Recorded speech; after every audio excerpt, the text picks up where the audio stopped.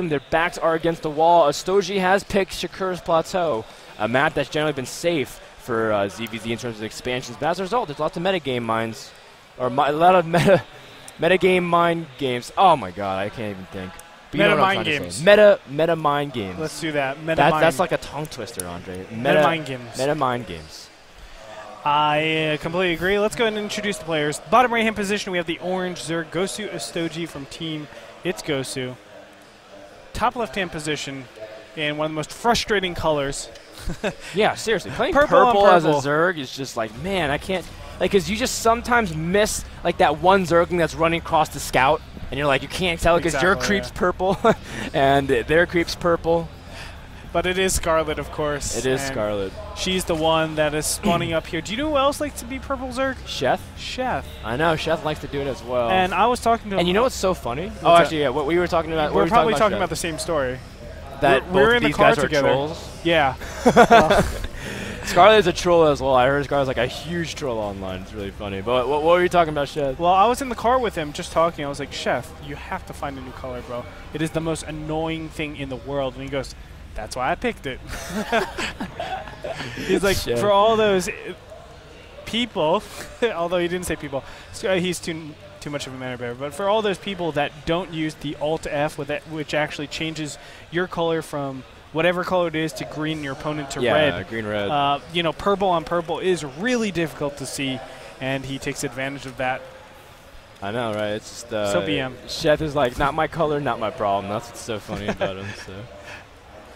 But Scarlett is going for a pretty standard opening pool hatchery as well as Ostojiy. This is pretty much as safe as you can get. Now, gas timing is really key. You can see Ostojiy grabs it at 17, giving him the pretty standard timing. He wants to get link speed out a little bit earlier. And then you see that Scarlett grabs it on 18 instead, just squeezing out an extra drone and playing a little bit more defensive. And that's kind of what Scarlett's been doing. She's been trying to be the one defensive. Ostojiy's been putting on aggression both games, and I think she's expecting more aggression from Ostojiy. Well, that's the thing. Like, I think Scarlett is actually misreading some of the timings where Ostojiy is going to be aggressive because she's putting up spine crawlers when he's not attacking, and then she kind of like macros after the spine crawlers when he is attacking. That's a little bit weird. What you want to obviously do is invest in your economy first and then invest in all your spine crawlers afterwards. So it is a little bit interesting.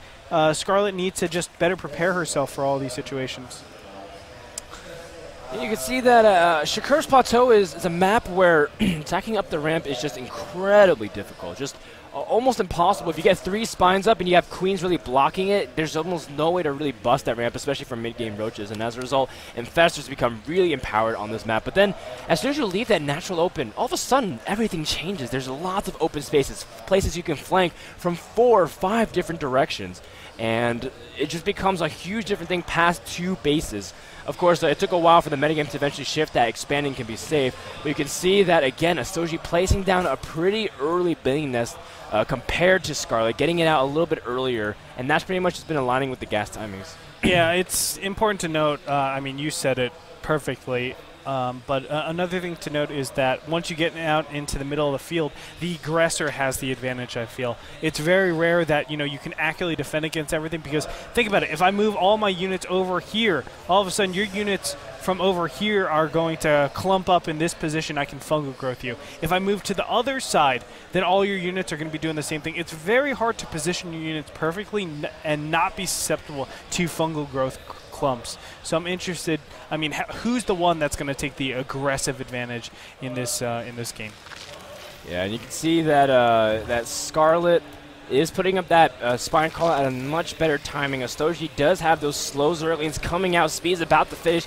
4 banelings to 6 banelings there from Ostojiy, just morphing a few more just at the bottom of the ramp. Ostojiy pokes up, sees the timing of that spine crawler, sees that it's about finished as well. Oh no, Ostojiy is going to lose so many Zerglings here to a couple of banelings, really messing up his play. And from there, I mean, I don't think this is very ill-fated. I don't think he can actually do this because everything's in perfect position. Going to trade a couple of banelings. but I don't think this is right. I mean, he just has Zerglings against Queens, Spine Crawlers, and Zergling Baneling. This is not going to work out. Ostojiy probably needs to stop this, but he's continuing on with this, giving Scarlett an even bigger advantage, because from here, I think she can actually drone up. Unfortunately, she's going for Zerglings and Banelings here, but this is a perfect time to say, okay, I'm good. I can defend this perfectly. Let me go ahead and drone up. I'm okay. You can see that Ostojiy is, ooh, wow, Ostojiy trying to get these 2 Banelings to detonate onto the rest of the Banelings, but yeah, it's not going to work out over here. You can see that Ostojiy is backing off right now, getting a higher drone count. Again, Scarlett rushing for that lair significantly faster than her opponent because she's been able to get these gases a lot earlier. Yes. And you can see that Ostojiy now also trying to catch up in terms of getting out just the amount of drones. You can see Scarlett's been able to sit back and drone, and now Ostojiy's finally pulling into his opponent. Scarlett should feel pretty comfortable in this position. She's still getting a lot of Spine Crawlers. Now, something to note, Frodan, that we haven't seen the first 2 games. Getting this many Spine Crawlers is normally indicative of mutas, but she showed something very different you know, the first 2 games. Now, it is Shakur's Plateau. In Tal'Darim Altar and in Antigua Shepherd, it's a little bit easier to take your 3rd base, as we were talking about, just because of the openness. So she might actually be forced, or she might be more inclined to go for Spire Tech rather than to go for the regular Infestor Tech that we've been seeing so many times. And there it is, Spire drops immediately.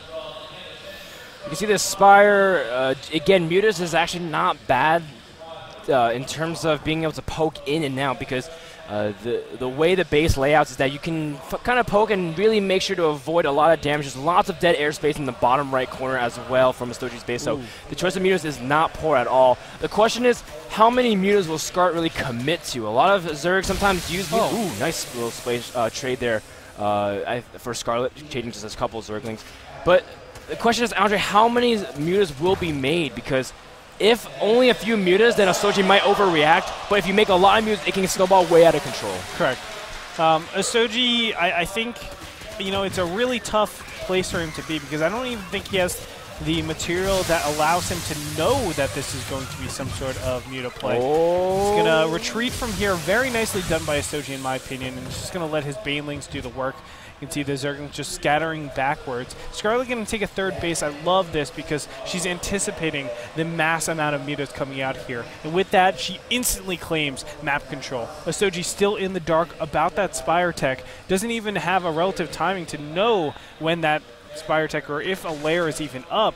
And he's just going to push out here. This push is actually meant to quote-unquote defend against mutas, I would say, because you're counting on your opponent to overreact to this and actually make a ton of units, but that's obviously not going to happen. I think that was even not the best fake, since 5 Spine Crawlers are already up and he already forced that many Spine Crawlers.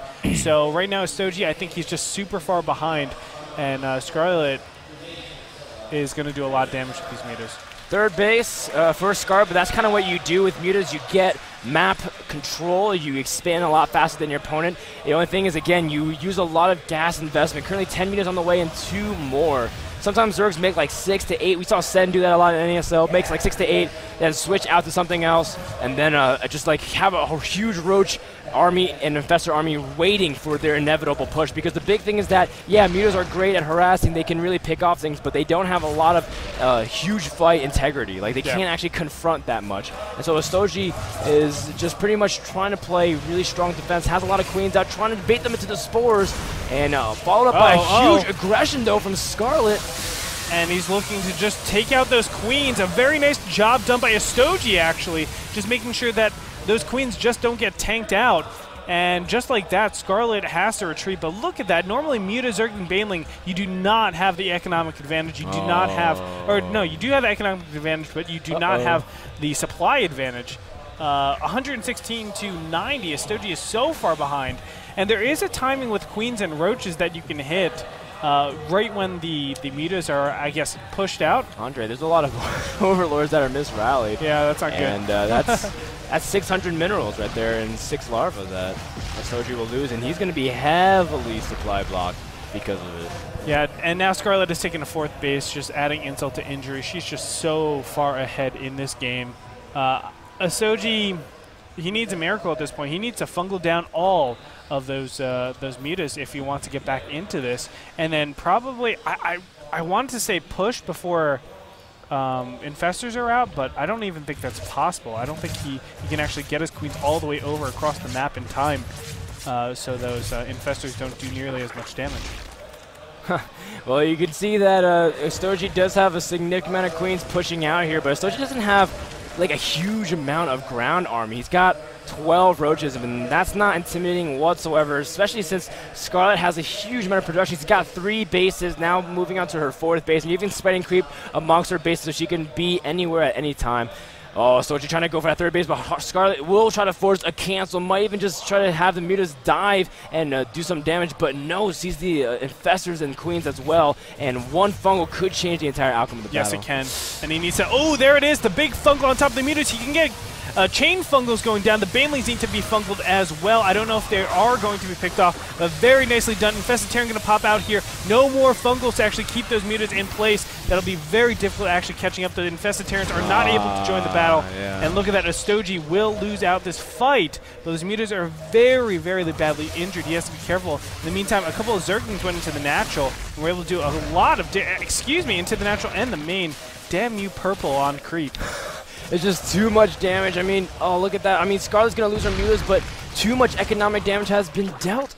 Just even the Overseer picking off the Infestors, these are so critical. And Ostojiy's supply is so poor, mainly because he's got 37 workers to 71, Andre. Oh, and that's just way, way too big of an advantage for Scarlett. She's almost doubling the count of economy, and Ostojiy has really no real tech behind this other than the Infestors. And we see the Greater Spire's about to finish for Scarlett. Yeah, Scarlett can basically do anything she wants, and she's making the right move. Ostojiy's just so far behind. Now Zergling's getting in here. Roaches are going to just stop their movement in their tracks, but still, I mean, Scarlett, like, she has complete map control. She has her creep spread all the way over, which doesn't really matter normally, but for Zergling Baneling against any form of ground units, it's actually a lot better that you get that creep spread. As we were talking about, Scarlett was the one being aggressive after 2 bases, and she's the one getting paid off substantially. And you could see that 42 Lings and Broodlords are on the way. Now, Broodlords are kind of used sparingly throughout the matchup because, again, if you make too many, then Corruptors can come wipe it out. But the big thing is that Scarlett knows that his opponent's been on low tech this entire time. Yeah. Spire not even dropped, so there's almost no real anti-air answer other than, I guess, Fungals and Infested Terrans. But even then, they don't have that strong of a count or upgrade base to really threaten those Broodlords. So Scarlett's just going to use these Broodlords to siege and break his opponent. And Ostojiy does not know what to do with it, man. He is not happy. That is that's a very awkward face, first off. But Ostojiy has no, as you said, no response to this Broodlord attack. And look at this, he's going to go in for one last attack, but the swarms of units are going to come down onto Ostojiy's face. And GG. Scarlett takes it 2-1, ladies and gentlemen. And she will push further into the winner's bracket of the WCS Canada. Really impressive, in my opinion. Really, really impressive play by her. And she's yet again proving why she is the top North American and top Canadian, taking out Huck 2-0 and now Ostojiy 2-1. Yeah, and now Scarlett moves on to round 4. So that was the round of a round of 8 actually, and now this goes to the top 4, I believe. Yes, 16. And then that was round of 8, and now to the round of 4. So that was a really great job by Scarlett to be able to move on. ZvZ is not an easy matchup. Ostojiy says that ZvZ is one of his best matchups. So it was well done, and I think she deserved the win. Definitely. And I think we're just going to take a short break right now, and we're going to be back with another matchup where we'll find out what happens next. Yeah. So stay tuned for more action from WCS, guys. This is Frodan and Creetor signing out.